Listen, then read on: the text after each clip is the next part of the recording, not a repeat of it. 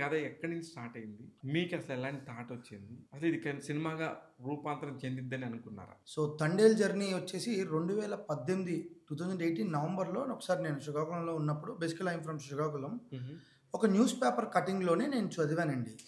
అది ఏమిటి అంటే, పాకిస్తాన్ జర్లో ఇరుక్కుపోయిన ఫిషర్‌మ్యాన్స్‌ని విడిపించండి అని వాళ్ళ కుటుంబీకులకు అక్కడున్న ఫిషర్‌మ్యాన్స్ లెటర్ రాశారు. ఆ లెటర్ పబ్లిష్ అయింది. అది ఎప్పుడు 2018 నవంబర్‌లో జరిగింది సార్. సో అది జరిగింది. అది నేను చూసిన వెంటనే ఒక చిన్న ఇంట్రెస్టింగ్ క్రియేట్ అయింది. అలాగని నేను కథ రాద్దామని నాకేమి అనిపించలేదు సార్ ఆ టైంకి.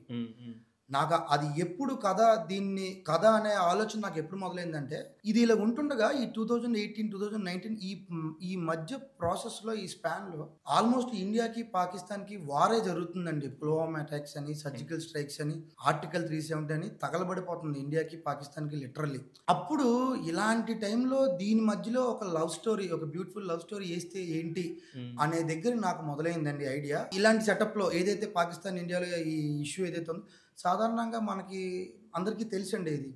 ఈ బార్డర్ క్రాసింగ్స్, వాటర్‌లో క్రాసింగ్స్ జరుగుతూ ఉంటాయి, బంగ్లాదేశ్ గానీ.